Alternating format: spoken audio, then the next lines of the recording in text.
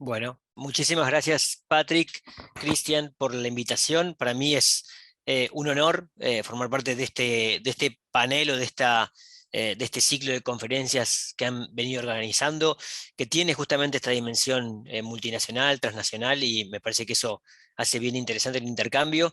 Y sobre todo, y mejor dicho, en particular, para mí es un honor compartir el panel con María Luisa y con Mónica, dos referentes, dos colegas, pero sobre todo para mí dos referentes de los estudios judíos y sobre la memoria del Holocausto en América Latina, en Sudamérica, mejor dicho, y en particular sobre el caso de Brasil, y que siempre me resultaron como muy inspiradores para mi propia reflexión. De hecho, un poco escuchando esa dimensión más histórica de la presentación de María Luisa y luego esas hipótesis más en desarrollo de Mónica, me siento como más cómodo o más reconfortado porque efectivamente estamos hablando un poco de lo mismo, ¿sí? En términos de pensar una serie de problemas que la recepción del caso Eichmann o la reflexión sobre el caso Eichmann a posteriori nos revela. De hecho, pensaba mientras las escuchaba a las dos que hay ahí una dimensión acerca de las propias inserciones nacionales que hace a cómo pensamos el caso Eichmann. Para ustedes, Eichmann fue capturado en 1960 y eso en Argentina es un debate, es una captura o es un secuestro, porque de alguna manera la dimensión legal, o sea, cómo se piensa el vínculo con la propia soberanía nacional, ya forma parte de los debates localizados, contextualizados, ¿sí? En el caso argentino que, digamos, en la propia narrativa de las colegas de Brasil aparece como mucho más allanado. Bueno, es la captura del caso, es la captura de Adolf Eichmann, ¿no? El criminal de guerra nazi. Y en Argentina es podríamos decir, hay un debate y es las dos cosas al mismo tiempo, porque es la captura, de hecho aparece muy bien en las fuentes que comparte María Luisa, de cuando Ben Gurión le pide a Frondizi que contemple la razón de por qué Israel se ve obligada a detener a Eichmann, pero a la vez es un reconocimiento de que el hecho en su origen es ilegal, ya no hay una consulta al Estado Nacional, al Estado argentino, para realizar ese acto.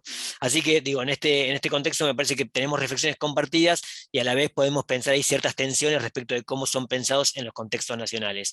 Algo similar voy a decir al final sobre el impacto que el juicio Eichmann tuvo, o el impacto, mejor dicho, que no tuvo, ¿sí? En la construcción de una memoria sobre la dictadura militar argentina. Eh, Voy a compartir una pantalla, o compartir pantalla, mejor dicho, ¿sí? Así que para poder avanzar con la presentación. Bueno, ahí me preguntaba cuando me invitó Patrick muy amablemente a la presentación, si podíamos definir un poco más la propia consideración, la propia conceptualización sobre la noción de recepción e impacto. ¿Por qué? Porque efectivamente, por ejemplo, entre la presentación de María Luisa y las reflexiones de Mónica posteriores, hay ahí justamente una dimensión diferenciada acerca de cómo concebimos, ¿sí? La propia noción de recepción e impacto, ¿sí? De un caso de carácter global o de carácter relevante, destacado en el debate público internacional, ¿sí? En contextos situados. ¿Por qué? Porque efectivamente yo puedo pensar que la recepción alude efectivamente a la captura y secuestro de Eichmann en 1960, el juicio posterior en 1961 y la condena en 1900, el cumplimiento de la condena en 1962, ¿sí? O más bien también pensarlo en una larga tradición más parecido a lo que hizo Mónica, ¿sí? De pensar cómo ese caso, el caso Eichmann, interpela a la opinión pública de modo diferenciado, ¿sí? A lo largo de una temporalidad más amplia. Por ejemplo, estos 60 años. De hecho, algo que me permito pensar es, este año es la segunda vez, en mi caso, ¿sí? Que presento una conferencia, una conversación acerca del caso Eichmann. De alguna manera, los 60 años del juicio son otro modo más, ¿sí? De repensar, ¿sí? El caso en sí mismo, pero que también hablan de las representaciones, digamos, de ciertas circulaciones, ciertas ideas o debates, ¿sí? Que en este contexto, de alguna manera, ¿sí? Vuelven a pensar un caso, ¿sí? Sucedido 60 años atrás. Y ahí me parece que esa dimensión que aparece como muy bien problematizada entre las presentaciones de María Luisa y las presentaciones de Mónica, ¿sí? Hacen justamente a pensar que el caso Eichmann es un caso situado, ¿sí? En 1960, 61 y 62, pero que efectivamente, ¿sí? En términos más históricos, ¿sí? Ha tenido podemos decir, un devenir, ¿sí? Que lo ha puesto una y otra vez con distintos significados, con distintos actores, ¿sí? En el debate público, en el espacio público, para pensar o para decir distintas cosas respecto de la historia argentina, del contexto nacional, de los debates políticos, ¿sí? Nada muy distinto incluso de cómo María Luisa inició su presentación pensando en el contexto de Jair Bolsonaro, que implica, ¿sí? Volver a pensar, ¿sí? Los efectos del caso Eichmann y del juicio en 1961, ¿no? Y que eso efectivamente lo que hace justamente es, de alguna manera, acompaña, ¿sí? Los debates y las nociones que tenemos acerca de las representaciones del Holocausto en su conjunto. Y en este sentido es interesante, y ahí podríamos pensar algunas dimensiones diferenciadas respecto del caso de Brasil, porque como sostenían mis colegas en las presentaciones anteriores, ¿sí? En Brasil, el caso Eichmann lo que hace es poner en el espacio público, en conocimiento de múltiples actores, podríamos decir de la ciudadanía en su conjunto, cuáles fueron las características de los crímenes, ¿sí? Del nazismo. Sin embargo, ese era un conocimiento que Argentina tenía desde la década del 40. ¿Por qué? Porque la prensa nacional había sido muy ilustrativa respecto de la persecución de los judíos durante los años del nazismo en los años 40, digamos, contemporáneamente mientras a los hechos sucedían, y porque aparte se iniciaron, ¿sí? En Argentina diversos procesos de memoria, podríamos decir monumentos, publicaciones testimoniales y demás, que son muy tempranas, desde las décadas de 40, ¿sí? Por ejemplo, en 1947 se construye el primer monumento de recordación de las víctimas del Holocausto en el cementerio judío de La Tablada en Buenos Aires, se promueve la primera colección de libros testimoniales en Yiddish, pero se publican en Buenos Aires, los Polnische Judentum, y desde ahí en adelante, una serie de procesos de memorialización que de alguna manera ponían en circulación, ¿sí? Diversos sentidos acerca del Holocausto, pero de un modo temprano. En Argentina en 1945-46, ahora no recuerdo, en el 55, 1955, tras el derrocamiento del gobierno de Perón también, hay comisiones estatales dedicadas a la averiguación de actividades nazis en Argentina. Digo, hay una presencia, ¿sí? Acerca de la cuestión del nazismo y de la persecución a los judíos muy activa, ¿sí? Desde un modo muy temprano. En todo caso, ¿sí? Lo que el caso Eichmann pone de relieve, ¿sí? En 1960, ¿sí? Es la cuestión de la presencia de nazis en Argentina, pone de relieve en el sentido de no que nadie lo conocía, sino que lo pone en la discusión pública, básicamente, ¿no? Introduce en la discusión pública qué es lo que pasa con el ingreso de nazis, ¿sí? Durante los años fines de los 40 y principios de los 50, y cuál es el estatuto legal, cuántos son, qué es lo que hacen, cómo se camuflaron y demás, ¿no? Pero de alguna manera, y como lo muestran las imágenes que acompañan el PowerPoint, ¿sí? Hay una temprana bibliografía, hay películas, hay una actual y contemporánea producción de películas, producción de libros también, que de alguna manera pueden mostrar todo ese recorrido, ¿no? ¿Sí? El caso Eichmann en la prensa nacional, y aquí quizás parezca como que me repito un poco con la presentación de María Luisa, pero en el fondo eso de repetir las consideraciones, más bien reafirma esta idea de que hay algo en común, hay un denominador común respecto de las nociones o los sentidos, ¿sí? Con los cuales circuló la información respecto del caso Eichmann.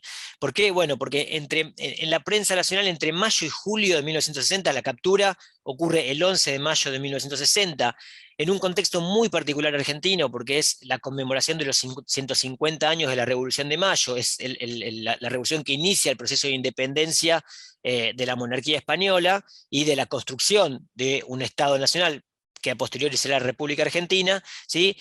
En ese contexto de la celebración de los 150 años de la Revolución de Mayo, ¿sí? Ocurre la captura o secuestro, o captura y secuestro de Adolf Eichmann. Entre mayo y julio de 1960, la noticia, ¿sí? Como en el caso de María Luisa, va a ser muy predominante en la prensa nacional. Digo, va a haber referencias al caso, ¿sí?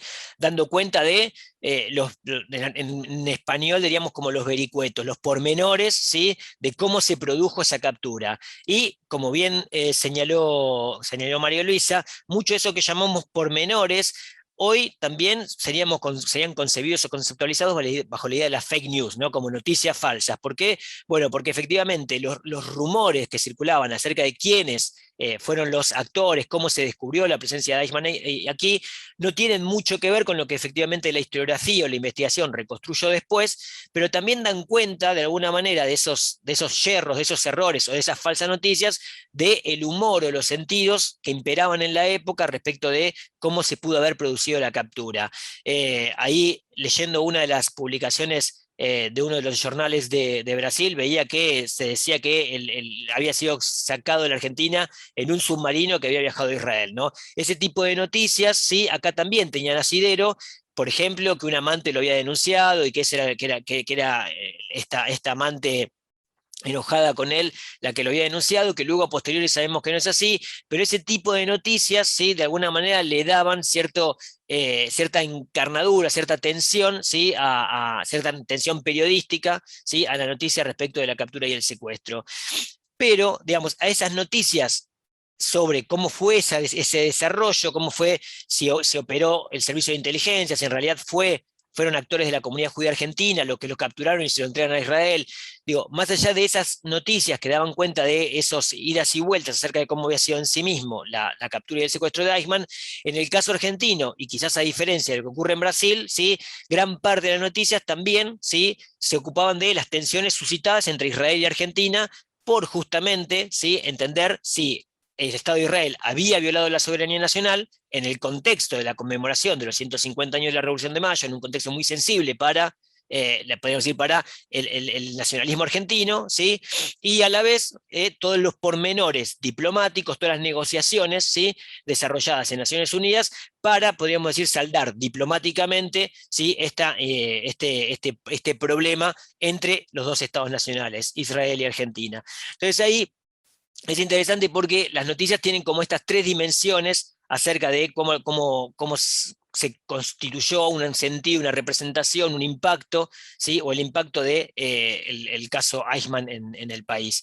En 1961, ¿sí? Durante el juicio, la dinámica cambia, es decir, no, una cosa que debería decir antes, luego de julio de 1960 la noticia desaparece, ¿sí? Digamos, de la prensa nacional por lo menos, y reaparece en 1961 cuando, ¿sí? Se concita la atención en el juicio internacional.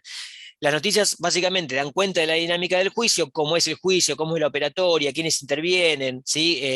Cómo está constituido el tribunal, cómo está constituida la defensa, cuáles son los objetivos declarados por el propio Ben Gurión, por el propio primer ministro israelí respecto de la conformación del tribunal y el proceso judicial, y a la vez, ¿sí? Lo que hacen es poner en una primera plana, cuando digo primera plana no es literal, no es en la primera página del diario, pero poner en un lugar muy destacado los testimonios sobre el carácter criminal del nazismo. De alguna manera, ¿sí? Darle lugar a aquellos que están declarando en Jerusalén, ¿sí? Para dar cuenta, ¿sí? De esa faceta criminal que encarna la figura de Adolf Eichmann, pero que tras de él, ¿sí? Tiene que ver con la propia lógica del régimen nazi durante los años 30 y 40 en Alemania y en Europa en su conjunto, ¿no?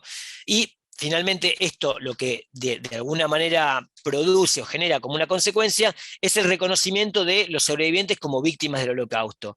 Acá me parece que sí podemos pensar como una trayectoria compartida con Brasil, que si bien llegan, ¿sí? Sobrevivientes del Holocausto también desde un periodo temprano, ¿sí? Hay una invisibilización de ellos, ya sea por parte de las comunidades judías, también como de la opinión pública a nivel general, ¿sí? Respecto de reconocerlos o visualizarlos como víctimas del Holocausto. Y el juicio Eichmann lo que les permite es, bueno, poner en palabras, ¿sí? O reconocerlos, ¿sí? Como parte de una experiencia genocida como fue el nazismo en Europa en los años 40, ¿no?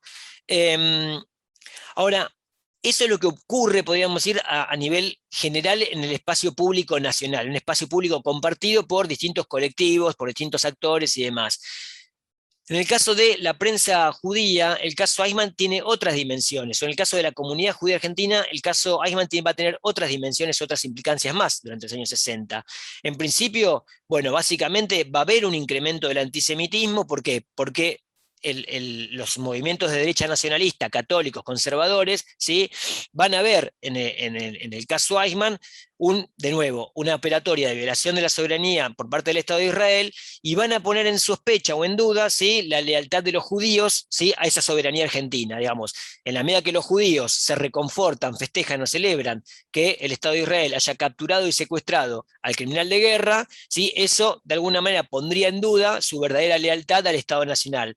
Más allá, ¿sí?, de la dimensión falsa, sí, falsa, ¿sí?, de la presencia de Eichmann en Argentina. Digamos. No está como Adolf Eichmann, sino como Ricardo Klement, ¿sí?, como una figura, ¿sí?, que no se reconoce a sí mismo, ¿no? Entonces, más allá de la ilegalidad con la que Eichmann está en Argentina, ¿sí?, los nacionalistas se van a servir del caso para denunciar, ¿sí?, a la comunidad judía por desleal a la nación, y a los judíos, ¿sí?, por ser básicamente confabuladores, ¿sí?, contra el Estado Nacional, ¿no? Entonces lo que vamos a tener es un incremento del antisemitismo que se va a materializar mayoritariamente en atentados contra instituciones judías, y entre 1960, 61, 62 y 64, en una escalada también de la violencia antisemita. ¿Por qué? Bueno, porque básicamente vamos a tener una serie de casos, ¿sí?, que van a ir marcando como el pulso, el ritmo, ¿sí?, de ese incremento del antisemitismo, desde las amenazas contra personas específicas hasta la persecución en la puerta de escuelas, finalmente el secuestro y captura de una joven estudiante de medicina, y finalmente en 1964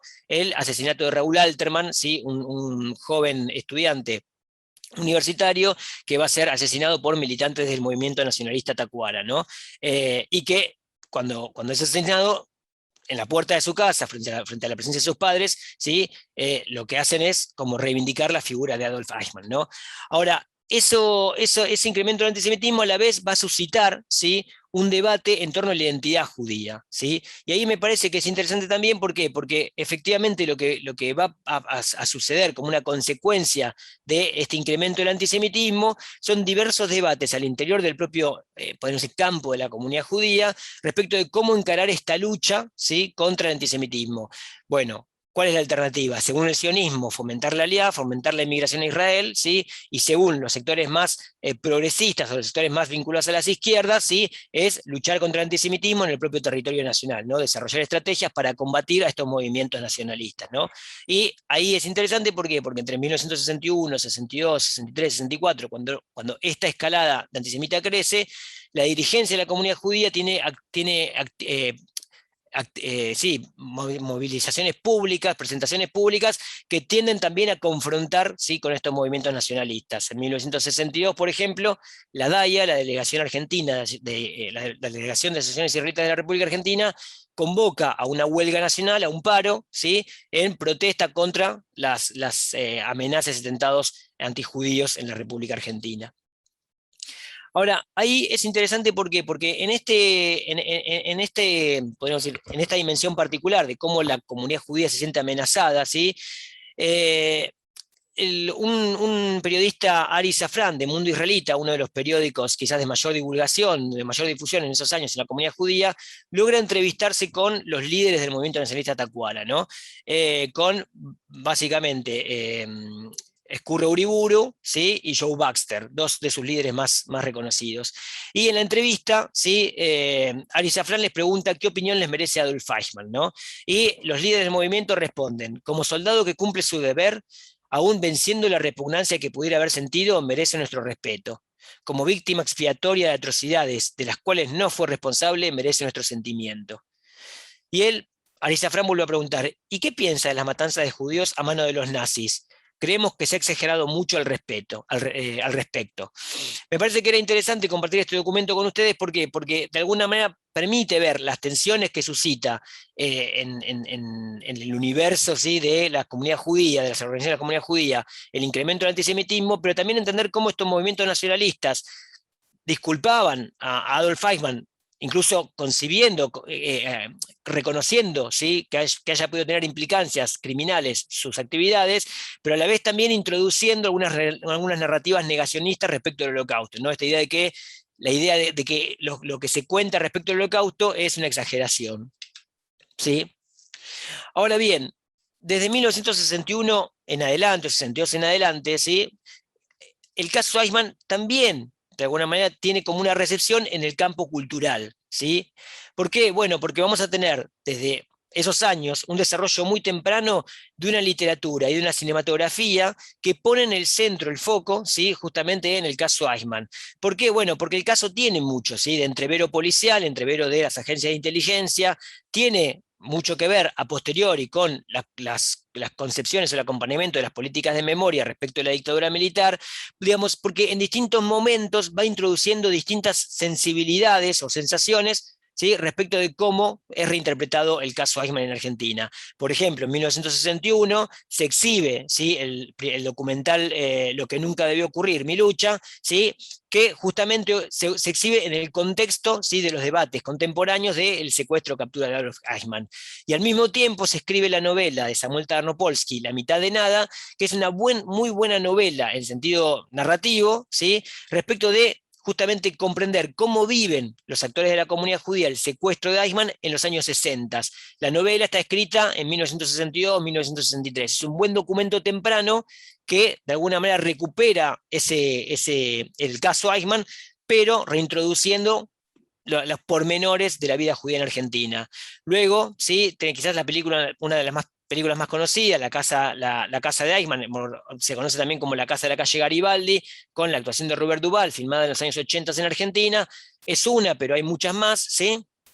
Que reintroduce esta idea de el criminal de guerra, el genocidio y demás, en el contexto justamente de los debates sobre la transición democrática de la Argentina, y finalmente una obra reciente, la de Ariel Magnus, El desafortunado, que reconstruye también, ¿sí? La experiencia de ingreso y refugio, ¿sí? De Eichmann en el país, ¿no? Hay otra novela nueva de Rosenzweig, pero yo no la he podido leer, sé que existe, ha salido este año también, en el contexto de la pandemia, ¿no? Ahora bien, algunos debates relevantes en torno de entonces y actuales en torno al caso Eichmann. Voy a ir como definiendo también las preguntas, ¿sí? Para cerrar finalmente mi presentación. La primera tiene que ver con que efectivamente el caso Eichmann lo que hace en aquel contexto de los 60 y es recuperado a posteriori una y otra vez, es para reafirmar esta idea de que la Argentina sí fue un refugio de nazis. Y un poco el cuadro que presenta María Luisa en su presentación, un poco también reafirma esa idea, la idea de que entraron 5.000 potenciales, ¿sí? Criminales de guerra nazis. Ahora, esa dimensión es interesante, ¿por qué? Porque opera ahí, ¿sí? Sobre una idea de que en realidad vincula ese ingreso no tanto con la ruta de las ratas, sino con el vínculo entre el peronismo, ¿sí? El régimen de Juan Domingo Perón, y el nazismo, ¿no? No se ocupa tanto de pensar cómo es la salida, sino más bien solo cómo es el ingreso, en qué contexto y cómo se asientan en el país, dejando de lado también una serie de actores y mediaciones, por ejemplo, con quién trabajaba Eichmann, los vínculos de estos alemanes con las embajadas alemanas y demás, y a la vez perdiendo el rastro también de el resto, ¿sí? De los criminales de guerra que recurren a otros países. Por ejemplo, bueno, yo aquí pongo la noticia del New York Times, donde efectivamente hay una misma idea, ¿sí? Acerca de cuántos ingresan a los Estados Unidos, cuántos refugiados, cuántos criminales de guerra ingresan a los Estados Unidos en esos años, que es un número superior al de Argentina, Brasil y Chile juntos, ¿no? Pero sin embargo, nadie pensaría, ¿sí? O nadie diría, ¿sí? Que Estados Unidos es un refugio de criminales nazis. Sí, lo pensamos respecto de América del Sur o América Latina, ¿no? Y ahí me parece que es interesante recuperar una obra reciente de Geraldine Schwartz, Los Amnésicos, que recomiendo la lectura, está en alemán, está en inglés, está en francés, en español y seguramente está en portugués, donde justamente ya lo que dice, bueno, mira, muchos alemanes se fueron, pero los Mittelhofer, ¿sí? Se quedaron en Alemania, la mayoría siguieron en Alemania, ¿no? Digamos, hay una poca reflexión respecto de eso en un punto, ¿no? La otra dimensión tiene que ver que, como decíamos al principio y como traía un poco Mónica en su presentación, es que el caso Eichmann, por lo menos en América Latina, otorga un reconocimiento y a posteriori, podríamos decir, cierta legitimidad a la figura del testigo, a la figura del sobreviviente. Esta foto es una foto de 1967 donde los sobrevivientes del Holocausto, agrupados en Sherita Playtown, una organización, ¿sí? Se movilizan en tantos sobrevivientes por las calles públicas de Buenos Aires, ¿sí?